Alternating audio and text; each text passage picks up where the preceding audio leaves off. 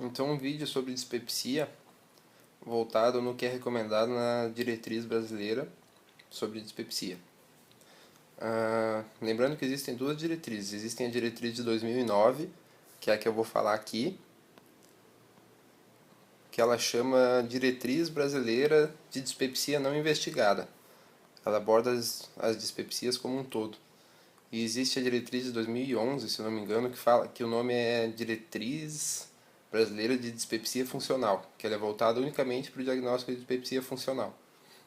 Dessa eu falo em outro vídeo. Então, o que é a dispepsia? A dispepsia é a dor ou desconforto da região epigástrica, associada ou não a náuseas, vômitos, eructações, pirose, sensação de digestão lenta, etc. Academicamente, a gente pode dividir a dispepsia em dois tipos. Tem a dispepsia ulcerosa, ou tipo úlcera, que seria aquela dispepsia que tem o sintoma predominantemente de dor. E tem aquela dispepsia do tipo dismotilidade, que é aquela dispepsia que tem como principal sintoma a sensação de desconforto da região epigástrica, aquela sensação de empanzinamento. O paciente que tem a dispepsia do tipo úlcera seria aquele que refere uma pirose, uma dor, uma queimação na região epigástrica, intermitente ou não. E aquele paciente que tem a dispepsia do tipo dismotilidade seria aquele paciente que sente uma sensação de que come e a comida não desce, de que almoça e fica o dia todo com o almoço no estômago, de que não tem uma boa digestão, enfim. Lembrando só que se o paciente tiver azia e regurgitação, a gente deve pensar em doença do refluxo gastroesofágico. Bom, sobre a prevalência da dispepsia.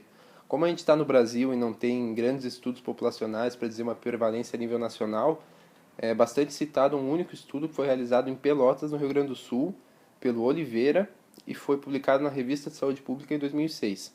Esse estudo constatou que a população de Pelotas tem uma prevalência, que na população de Pelotas a dispepsia tem uma prevalência de 44%. A população maior de 20 anos. Então, como eu disse, como a gente não tem estudos em âmbito nacional, a gente extrapola esse valor para o resto do país. Dá para dizer que a prevalência da dispepsia fica entre 40% e 50% no resto do país, algo do tipo. O que é uma prevalência bem grande, né? Quase metade da população tem dispepsia. Outros estudos também constataram que a dispepsia ela equivale a mais de 50% das consultas nos consultórios dos especialistas, nos consultórios de gastroenterologia. E também um estudo de 1999, ele constatou que 13% das consultas realizadas na atenção primária, ou seja, 13% das consultas realizadas nos postos de saúde são devido a queixas do trato gastrointestinal, sendo que a maior parte dessas queixas, mais da metade dessas queixas, se deve a síndrome dispéptica. Então, antes de começar a falar do manejo, também é importante a gente lembrar da relação do H. pylori com a síndrome dispéptica. O Helicobacter pylori ele é um grande causador da síndrome dispéptica, por assim dizer, e ele só não está relacionado com a dispepsia funcional, que é aquela dispepsia que é diagnosticada quando se exclui todas as causas orgânicas para a dispepsia do paciente. Por exemplo, um paciente tem dispepsia, a gente realizou uma endoscopia digestiva alta, um raio-x contrastado, excluiu a possibilidade dele ter uma úlcera, uma neoplasia ou uma doença do refluxo, e mesmo assim ele tem sintomas de desmotilidade ou de dor epigástrica. Então esse paciente tem dispepsia funcional e ela não está relacionada com H. pylori. Por que ela não está relacionada com H. pylori? Porque se constatou que 50% dos pacientes com dispepsia funcional têm o H. pylori infecção ativa e a outra metade não tem. Ou seja, a bactéria não é um fator causador ou desencadeante da doença, da dispepsia funcional. Outra coisa que é importante a gente falar também, que está cada vez mais frequente, está cada vez mais frequentemente sendo abordada nas diretrizes, seria as cepas do H. pylori que tem a citocina atribuída ao GNA, ou as cepas KGA positivas. Se calcula que as cepas que possuem a citocina atribuída ao GNA sejam 60% mais ou menos. O que é essas cepas? Essas cepas são bactérias que têm a capacidade de injetar uma citocina dentro das células do hospedeiro, e essa citocina vai desorganizar a estrutura do citoesqueleto da célula e alterar a sua morfologia. Num estudo publicado na Revista Brasileira de Cancerologia, se constatou que as cepas que são KGA positivas de H. pylori, elas têm uma chance muito mais alta de causar o adenocarcinoma no seu portador. Lembrando que as pessoas que são portadoras de H. pylori têm cerca de 3 vezes mais chance de desenvolver câncer gástrico do que a população em geral. Bom, então vamos partir logo para a abordagem. Como é que a diretriz nos aconselha a abordar os pacientes na atenção primária que apresentam dispepsia? Primeiramente, a diretriz nos aconselha a excluir a dispepsia causada por doenças biliares, dispepsia causada por doenças cardíacas ou dispepsia causada por medicamentos. Lembrando que a dor cardíaca pode ser referida como sensação de desconforto ou dor epigástrica. Os medicamentos que estariam relacionados à dispepsia estão listados aqui embaixo, seriam os anti-inflamatórios não esteroidais, os antagonistas do canal de cálcio, os nitratos, a teofilina, os bifosfonados e os corticoides. Eles também aconselham, como passo inicial, você recomendar ao paciente que ele tenha uma alimentação saudável, que ele reduza o seu peso, se ele for obeso ou tiver na condição de sobrepeso, e que ele cesse o tabagismo caso ele seja fumante. Também é recomendado que o paciente abandone o consumo de chocolate, café, alimentos ácidos, a ingestão de álcool e que abandone a ingestão de alimentos que ele nota que pioram a sua doença. Por exemplo, o paciente acha que piora a sensação de dor ou empanzinamento epigástrica depois de comer condimentos, ketchup, por exemplo. Então, obviamente, a gente tem que aconselhar o paciente a não ingerir ketchup. Então, depois de ter feito esses primeiros passos de excluir outras causas para síndrome dispéptica e de fazer os primeiros aconselhamentos, a diretriz nos sugere fazer 3 coisas. Primeiro, ela nos sugere iniciar uma supressão ácida com medicamentos, que eu vou falar a seguir. Também ela nos sugere, se não for efetiva essa supressão ácida, fazer o que eles chamam de testar e tratar, que eu vou explicar mais para frente. E também, se não for efetivo esse testar e tratar, a gente partir para a endoscopia. Existem situações, que eu vou falar por último aqui na apresentação, em que a gente vai direto para a endoscopia, que é quando o paciente possui alguns sinais de alarmes, mas isso eu vou falar no final. Então, como é que seria feito o primeiro passo? Como é que seria feita a supressão ácida? Primeiramente, existem 2 classes de medicamento que são recomendadas para a gente fazer a supressão ácida. Seriam os inibidores da bomba de próton, o famoso omeprazol, ou pantoprazol, ou esomeprazol. E a segunda classe que seria recomendada seria os antagonistas H2, a famosa ranitidina ou cimetidina, que não é mais tão usada. Os inibidores da bomba de próton eles estão como primeira escolha, e os antagonistas H2 seriam como segunda escolha. Lembrando que em grávidas a gente não aconselha muito o uso do omeprazol, então em grávidas os antagonistas H2 seriam a primeira escolha. Os procinéticos, como a domperidona, o seu uso na síndrome dispéptica é interrogado, porque faltam estudos ainda para saber se eles são efetivos no controle da doença. Então a gente fica mesmo com essas 2 opções. Bom, se você iniciou a supressão ácida para um paciente dispéptico e ele não melhorou, depois de 4 a 6 semanas, ou se ele teve recorrência dos sintomas em 12 meses, a gente vai partir para o passo número 2. O passo número 2 é aquilo que eu falei que eles chamam de testar e tratar. O testar e tratar seria basicamente você testar a presença do H. pylori, você diagnosticar a presença do H. pylori como infecção ativa e você tratar essa infecção se ela vier positiva. Como é que seria feita essa testagem para o H. pylori? Existem 3 métodos. O primeiro método seria por endoscopia digestiva alta, que talvez seja o mais utilizado sim, de todos. O segundo método seria por um teste respiratório, também chamado de teste da ureia marcada. Como é que seria esse teste? O paciente ele ingere uma solução contendo ureia marcada com carbono 13 ou carbono 14, e se ele tiver bactéria no estômago, o H. pylori vai fermentar, por assim dizer, essa solução da ureia e vai produzir dióxido de carbono com o carbono marcado. Ou seja, você dá uma solução de ureia para o paciente tomar, depois você testa na respiração dele se ele está exalando dióxido de carbono com carbono 13 ou carbono 14. Se ele tiver, o teste é positivo. Vale a gente lembrar que o teste respiratório ele tem uma sensibilidade de quase 100% e uma especificidade de quase 95%, ou seja, é um excelente teste. E o terceiro método para detectar a presença do H. pylori seria a sorologia,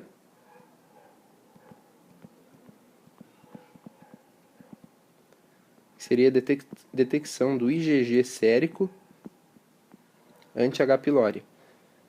Qual o problema da sorologia? Seriam basicamente dois. O primeiro é que a especificidade dela e a sensibilidade não é tão alta quanto o teste respiratório, apesar de ela ser mais barata. O segundo seria que se o paciente não tem mais infecção ativa pelo H. pylori, ou seja, se ele teve no passado, mas ela não foi erradicada, ele vai ter uma cicatriz sorológica e o teste vai vir positivo. Resumindo, a sorologia ela não vai detectar infecção ativa. Ela vai detectar se o indivíduo já teve contato com o H. pylori alguma vez na vida. Como a gente está no Brasil, e aqui as coisas são meio devagar, no sistema ambulatorial, nos postos de saúde, a gente não tem como testar todo mundo para H. pylori, porque esses 3 testes não estão disponíveis para todo mundo assim, de forma fácil. Então, como é que a gente faz? A diretriz aconselha que sejam tratados todos os pacientes que não são responsivos à inibição ácida ou ao primeiro passo. Ou seja, você não vai realizar nenhum teste para detecção do H. pylori. Você vai simplesmente tratar eles. Esse indivíduo aqui, Moy Ayed, que eu não sei pronunciar, em 2006, ele fez um estudo detectando que se você testar todos os pacientes para o H. pylori, você vai acabar tratando 4 que têm H. pylori, enquanto um que não tem H. pylori vai receber o tratamento sem precisar. Ou seja, 20% das pessoas vão ser tratadas para erradicar o H. pylori, porém elas não têm a infecção ativa, se você não testar antes de iniciar o tratamento.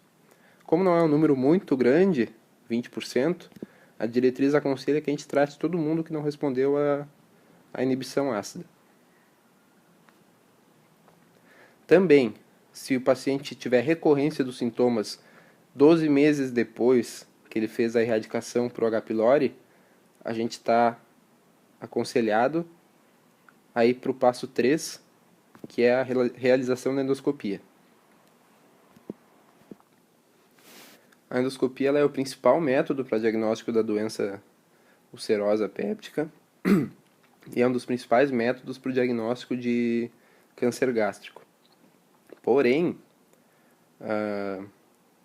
de novo, porque a gente está no Brasil, a gente sabe que as filas para realização de endoscopia são bastante grandes e que o paciente passa muito tempo esperando o SUS funcionar e por isso as endoscopias demoram a ser realizadas. Porém, ainda existe a sua indicação caso nenhum dos outros tratamentos funcione. É por essa demora, inclusive, que elas são indicadas apenas como terceiro passo, né? Se ela fosse rápida, ela seria indicada logo de cara, porque ela vai fazer o diagnóstico de quase todas as patologias orgânicas, inclusive da presença do H. pylori, por meio de biópsia e cultura da bactéria. Aqui eu coloquei uma observação, que a diretriz prega bastante. Se o paciente tiver algum do que eles chamam de sinais de alarme, você está indicado a pular o passo 1 e 2, ou seja, você está indicado a não iniciar a terapia para diminuir a acidez dele com omeprazol, por exemplo, e está indicado a não tratar para o H. pylori e já partir direto para a endoscopia, porque ele tem grande chance de ter uma doença orgânica que essa endoscopia vai detectar. Quais seriam os sinais de alarme? São 9. O primeiro sinal de alarme seria o sangramento no trato gastrointestinal, seja por melena, por hematoquesia, por hematêmese ou por sangue oculto nas fezes. O segundo sinal de alarme seria aqueles pacientes dispépticos que têm perda de peso involuntária. O terceiro sinal de alarme seria os pacientes dispépticos que têm vômitos persistentes. O quarto sinal de alarme seria os pacientes que têm dispepsia e têm uma anemia ferropriva, ou seja, uma anemia que indica que ele está tendo um sangramento do trato gastrointestinal, ou um câncer, uma doença consumptiva. O quinto sinal de alarme seria um histórico familiar positivo para câncer gástrico em pacientes com dispepsia, porque o câncer gástrico ele tem grande influência genética. O sexto sinal de alarme seria os pacientes dispépticos que têm uma massa epigástrica palpável, ou seja, o paciente chegou com uma dispepsia você fez a palpação abdominal dele, você tem que tomar massa. Né? Nesses pacientes você não vai iniciar nada de omeprazol, não vai tratar H. pylori, você vai encaminhar ele rapidamente para endoscopia. O sétimo sinal de alarme seria os pacientes dispépticos que têm uma disfagia progressiva. Lembrando que esse é um dos principais sintomas do câncer esofágico ou do câncer de cárdia gástrico. O oitavo sinal de alarme seria um paciente que tem histórico de úlcera prévia, ou seja, o paciente que tem dispepsia e no passado ele já teve um episódio de úlcera gástrica ou duodenal, porque esse paciente ele pode estar desenvolvendo novamente a doença ulcerosa. E o nono e último sinal de alarme seriam os pacientes com mais de 55 anos que têm início recente de doença dispéptica. Ou seja, os indivíduos mais velhos que começaram a ter sintomas dispépticos recentemente. Por quê? Porque acima dos 55 anos de idade, a chance de você ter um câncer gástrico aumenta muito. Ele é um câncer que prevalece que tem maior prevalência na idade avançada. Aqui tem mais um adendo, que é se o paciente ele tiver perda de peso involuntária, que aqui está colocado como segundo sinal de alarme, ou se ele tiver disfagia progressiva, é aconselhado que a gente encaminhe ele para endoscopia digestiva alta com caráter de urgência, que coloque no encaminhamento dele urgência para que ele passe, se possível, na frente, na fila do SUS e faça logo essa endoscopia. Por quê? Porque esses dois sinais de alarme são grandes indicadores de que ele pode ter um câncer gástrico ou um câncer esofágico. Por fim, aqui tem um fluxograma da própria diretriz que mostra tudo isso que eu falei de maneira resumida, que eu vou passar rapidinho por ele aqui. Então, se o paciente ele chega com sintomas dispépticos, a primeira coisa que você tem que avaliar é se ele realmente tem dispepsia, se não tem outra coisa que possa excluir essa dispepsia dele. Se ele realmente tiver dispepsia, a gente vai avaliar se ele tem sinais de alarme ou se ele tem mais de 55 anos, que seria também o sinal de alarme, que foi aquele slide anterior. Se ele tiver, ele vai direto para endoscopia. Lembrando que se ele tiver ou perda de peso recente involuntária ou disfagia progressiva, ele deve ser encaminhado com urgência. Se ele não tiver sinais de alarme e não tiver mais de 55 anos, a gente pode classificar como dispepsia não investigada. Que aí a gente entra naquele protocolo. A gente vai começar com um inibidor de bomba de próton, ou caso ele não possa usar um inibidor de bomba de próton, por exemplo, ser gestante, a gente vai iniciar uma ranitidina para ele e vai esperar 4 a 6 semanas. Se ele não tiver melhora desses sintomas, ou se ele tiver recorrência desses sintomas nos próximos 12 meses, a gente vai tratar empiricamente para erradicar o H. pylori, que seria o passo 2. Aqui em cima foi o passo 1, aqui seria o passo 2. Se ele melhorou com o inibidor da bomba de próton, beleza, então a dispepsia está resolvida. Se ele não melhorou, a gente vai tratar empiricamente para o H. pylori. Se ele melhorou com o tratamento empírico do H. pylori, beleza também, a dispepsia está resolvida. Agora, se ele não melhorou, ou seja, se ele teve recorrência dos sintomas depois de 12 meses, a gente é obrigado a encaminhar ele para endoscopia, que seria o terceiro passo. Porque provavelmente ele tem uma doença orgânica, como por exemplo uma úlcera, que vai ser diagnosticada por esse exame. E aqui são só de novo repetindo os sinais de alarme que eu já tinha colocado. É isso, espero que tenha ajudado alguém, que não tenha ficado muito confuso. É uma diretriz bem simples, mas eu acho que é bem útil para quem está na atenção primária.